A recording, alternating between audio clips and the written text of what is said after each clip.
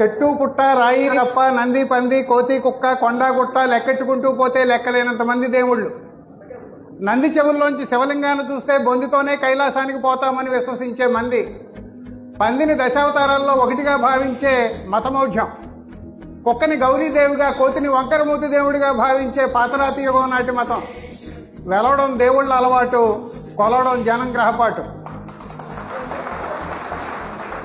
సూర్యగ్రహణం పట్టడానికి గల కారణాన్ని స్కూల్లో శాస్త్రబద్ధంగా వివరిస్తున్న ఆచార్యుడు ఇంటికొచ్చి గర్భవతిగా ఉన్న భార్యని గ్రహణం చూడొద్దని శాసిస్తున్నాడు.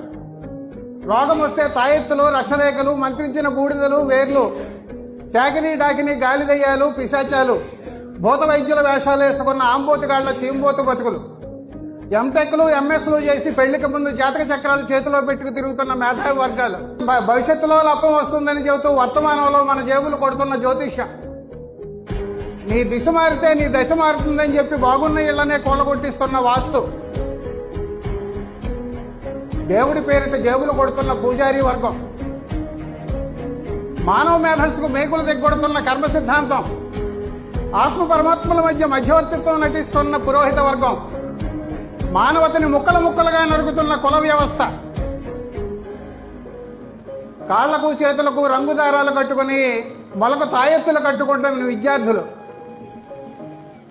సెల్ ఫోన్లకు, స్మార్ట్ ఫోన్లకు, టీవీలకు, ఇంటర్నెట్లకు బుర్రల్ని తాకట్టు పెడుతున్న యువజన వర్గం, ఒరిగిన బొచ్చుని డాలర్లలోకి మార్చుకుంటున్న పాలకులు, పాలకుల అడుగులకు మడుగులొత్తుతున్న పురోహిత వర్గాలు. ఇది దేశమా లేక పాలక పురోహిత వర్గాలు దోచుకు తినేందుకున్న కోశమా? అదీగాక ప్రజల అజ్ఞానాన్ని చూసి మానవ కంకాళాలు కరాళ నృత్యం చేస్తున్న శ్మశానమా?